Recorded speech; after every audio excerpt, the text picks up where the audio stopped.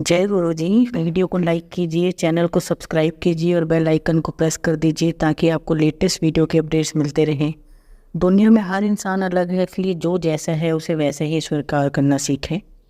जय गुरु जी। आज जो मैं आप सबके साथ पहला सत्संग शेयर करने जा रही हूँ वो जगदीश चंद्र पांडे अंकल जी का है और अंकल जी नैनीताल से हैं। चलिए आज का सत्संग अंकल जी की जुबानी ही सुनते हैं।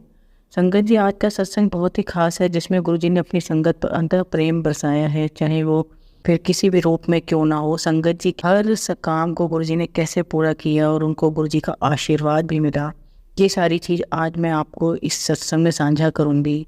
और हमारी छोटी सी कोशिश ये रहती है जो ये ब्लेस सत्संग है वो हर घर तक पहुँच सके और सब संगत सत्संग सुने और गुरु जी का आशीर्वाद पाकर ब्लेस हो सकें।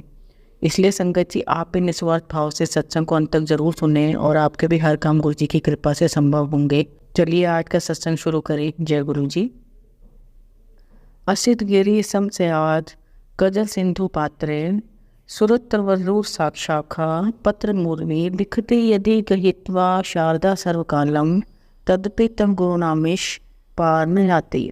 हे शिव, यदि जीवन भर कल्प वृक्ष की कलम से मेरू पर्वत की दीवार में सागर रूपे स्याही भरकर और संपूर्ण पृथ्वी को कागज की भांति प्रयोग कर आपके गुण लिखें तो भी सरस्वती माँ असफल ही रहेंगी। वास्तव में गुरुओं का वर्णन करना असंभव है। गुरु जी स्वयं शिव हैं।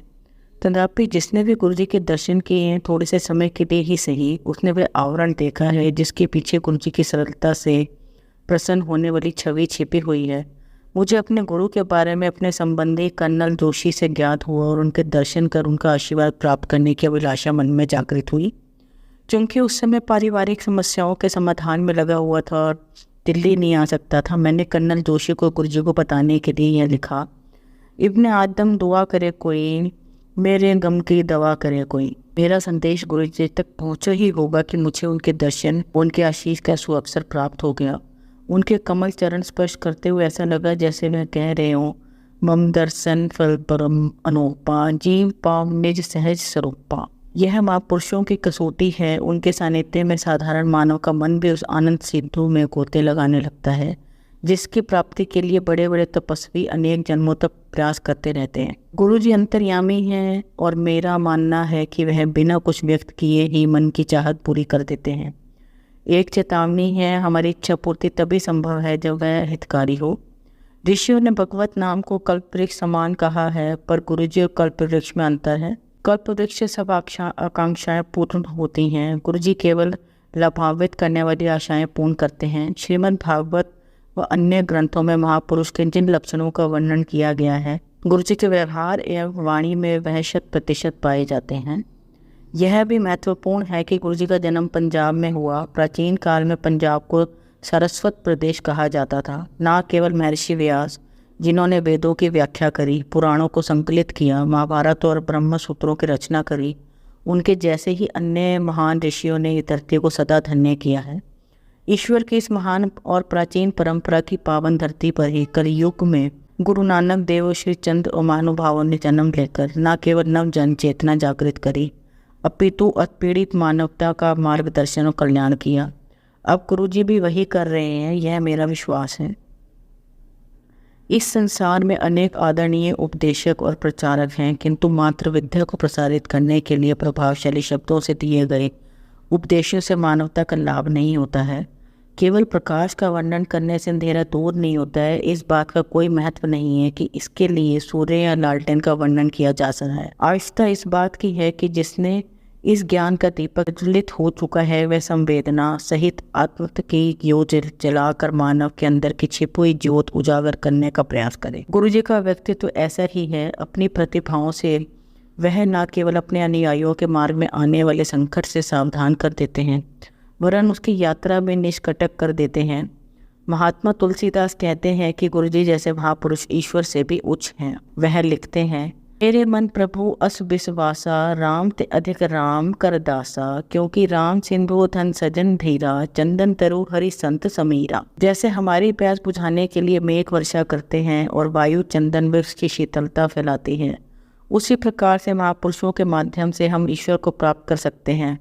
राम भी सत्य नारद को बताते हैं कि श्रुति से महापुरुषों के गुणों की व्याख्या असंभव है। श्रद्धेय गुरु जी, सचखंड वासी हैं। यह सचखंड क्या है और कहाँ है, इसका ज्ञान केवल उसको होता है जिसे गुरु जी की कृपा प्राप्त हुई हो। अतिशय कृपा जाहि पर होई, पाव दे यही मार्ग सोई। संत विशुद्ध मिलहि प्रभु ताहि, चिंत वही राम कृपा करी जाहि। कहते हैं कि निराकार ईश्वर सचखंड में निवास करते हैं। दयावान परमात्मा समय समय पर अपने महापुरुषों को, जीवों को उनके दैहिक, जैविक और भौतिक कष्टों से मुक्त कर उनका पथ प्रदर्शन कराने के लिए भेजते हैं। महापुरुष जीव को क्रम से धर्मखंड, ज्ञान खंड, कर्म खंड और कर्म खंड से ले जाते हुए सचखंड में ईश्वर के निवास पर ले जाते हैं। अंत में यात्रा यहीं पर समाप्त होती है। जीव अपने कष्टों से सदा के लिए मुक्त होकर परमानंद को प्राप्त करता है। पूजनीय गुरुजी पहले अपने भक्त की समस्याओं की इति कर उसे कर्म योग के मार्ग पर ले जाते हैं। यह यात्रा का पहला भाग है। धर्मखंड भक्त तन और मन से स्वस्थ होकर लौकिक और परलौकिक विषयों पर चिंतन कर पाता है। यह संसार की सच्चाई और स्वयं अपने जीवन की क्षणिकता को पहचान लेता है। ये ज्ञान खंड है। अपनी अल्पता और स्वाभिमान का उसे ज्ञान होता है। वह जो प्रभु लज्जित होता है, अविराम विचार से वह प्रभु की महानता और अपने अस्तित्व को पहचान लेता है। वह सोचता है कि वह जीवन ने सर्वानंद प्राप्ति के लिए प्रदान किया था, व्यर्थ से व्यतीत हो रहा है। जब परमात्मा से मिलने की उत्कंठा अत्यधिक हो जाती है, वह शर्म खंड में पहुंच जाता है। इस यात्रा का शिखर तब आता है जब उसे प्रभु कृपा प्राप्ति का आभास होता है। उसके सारे संशय समाप्त हो जाते हैं और मन आनंद सागर में कूदे लगाने लगता है। यह कर्म खंड का क्षेत्र है। तृप्तिमान परम कृपा के आनंद में डूबे हुए जीव के लिए सचखंड के द्वार खुले जाते हैं। कोई इस यात्रा पर अकेले नहीं चल सकता। शिव समान शक्ति व्यक्ति के लिए भी जीवन सागर को पार करना कठिन है। ज्ञान के भंडार ब्रह्मा को भी परमानंद की प्राप्ति के लिए गुरु या महापुरुष के पास जाना पड़ता है और गुरु की कृपा दृष्टि तुरंत उन्हें वहाँ पहुँचा देती है। गुरु जी इस युग के ऐसे ही महापुरुष हैं और मैं उनके कमल चरणों की वंदना करता हूँ। आपके कमल चरणों को समर्पित गुरु जी। हे भगवान शिव, गुणगान करता हूँ आपके कमल चरणों का। आश्रय आप हमारे, आपके कमल चरण बांधते हैं हमें आपसे। लौकिक माया को भेद कर भक्तों को भेंट करें उनकी आशाएं कल्प वृक्ष की भांति।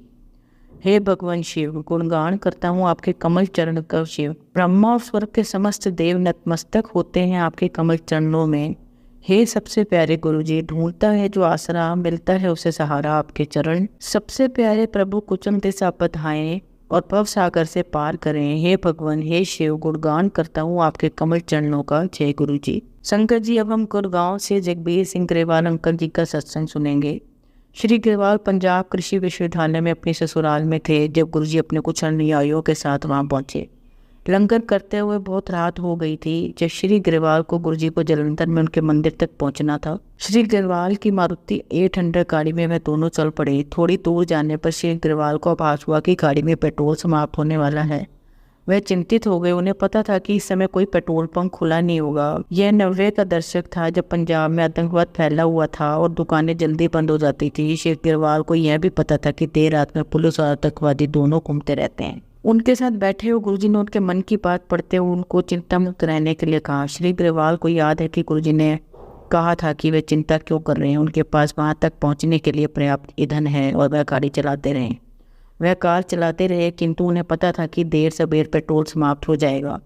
लुधियाना जलंधर राजमार्ग पर मध्य दूरी पर स्थित गोरैया पहुँचने पर श्री ग्रेवाल के मन को पुनः उन्हें चिंताओं ने घेर लिया।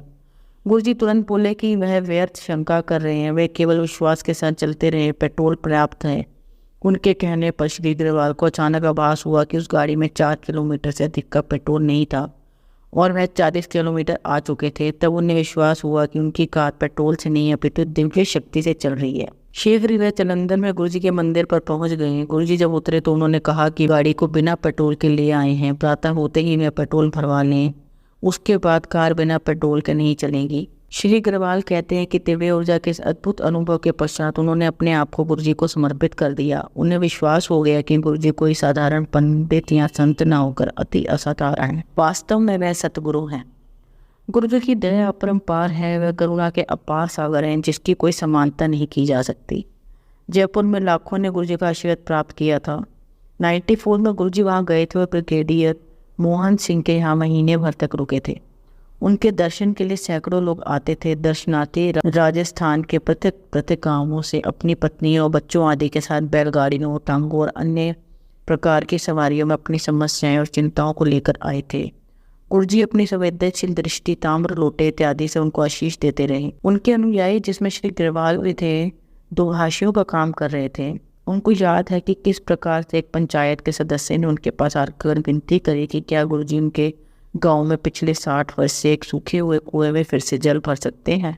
3 दिन के बाद उनको विनती का उत्तर प्राप्त हो गया। ग्रामवासी जयपुर की सड़कों पर शोर शराबे के साथ ढोल बजाते हुए और गुरु बाबा जल आ गया चिल्लाते हुए आए। गुरुजी ने आनंदित ग्रामवासियों को कभी भी उसका जल न बेचने का निर्देश दिया। अन्य सभी दर्शनार्थी भी लाभान्वित हुए, भले ही वे रोग या मानसिक चिंता से ग्रस्त हो या फिर पारिवारिक समस्या हो।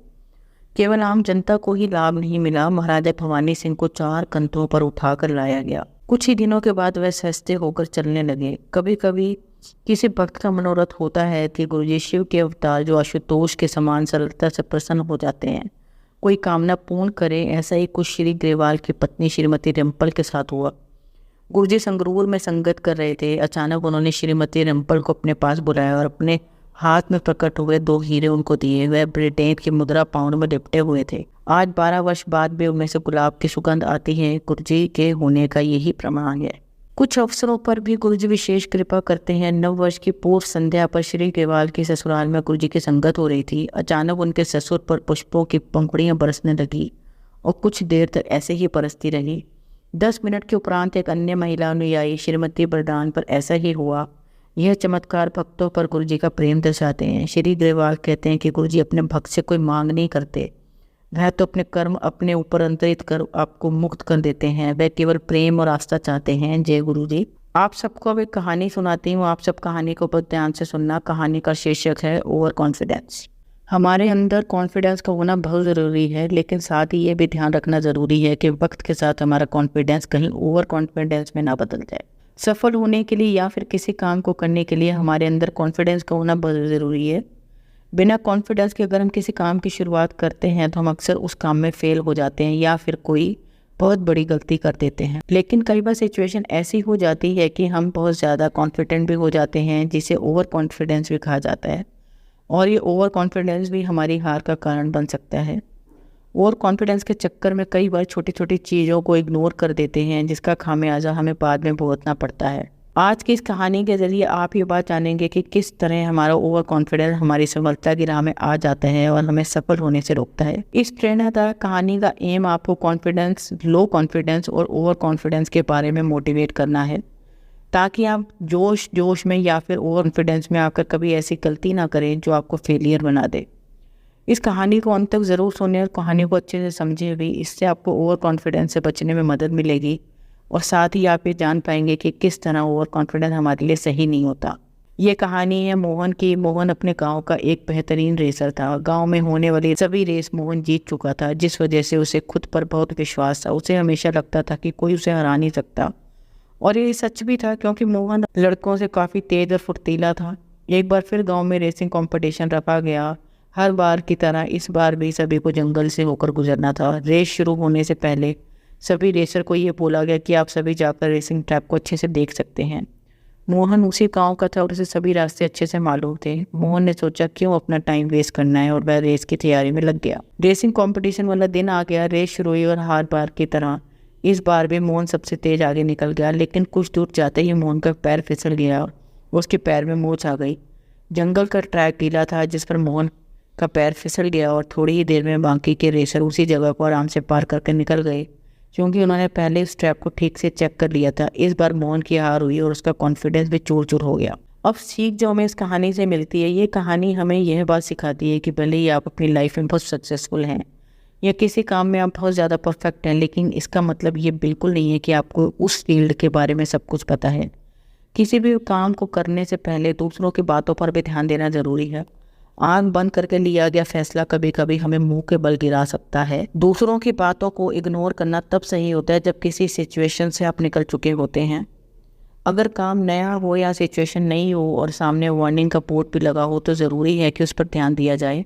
हम अक्सर ओवर कॉन्फिडेंस की वजह से दूसरों की बातों और दूसरे की स्ट्रेंथ को इग्नोर कर देते हैं। ओवर कॉन्फिडेंस की वजह से हम ये सोचने लगते हैं कि जो हूँ मैं ही हूँ और जो कुछ आता है मुझे ही आता है।